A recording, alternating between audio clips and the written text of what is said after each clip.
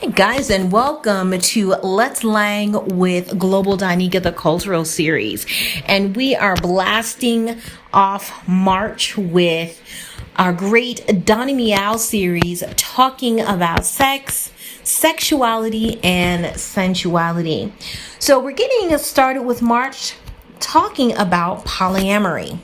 Polyamory has definitely made it to the mainstream and definitely has surfaced a lot between all communities today here in 2020.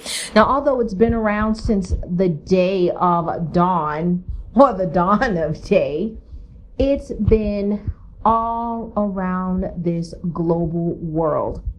Now, of course, here in the Western Hemisphere, it is looked upon as somewhat taboo, but I don't think there is enough awareness. Now, whether you agree or disagree is not the issue, but to have an awareness of the understanding of the actual practice and have an awareness that this is a lifestyle. Alrighty, it's not a kink, it's not a fetish, it's an absolute lifestyle. And as truth may be known, there's a lot of people who are in monogamous relationships who could learn a lot from polyamorous relationships. Now, of course, being that of one, communication. But before we even get into that, let's talk about what the heck is polyamory. Polyamory is the practice of being in more than one relationship, and that means committed relationship. Now, of course, there's different levels. Some people are in what they call a closed polyamorous relationship, which is just closed off to the select people. And there also could be an open polyamorous relationship where people are allowed to see other people. There's also another level called throuples, which is also another term for threesome. So, again, where is this practice? It's practiced all over this global world. So as you go out to travel, and even where you are right at home, there are polyamorous communities right in your backyard. You don't have to be a fundamentalist LDS or fundamentalist Latter-day Saint. You could be paganism. You can be...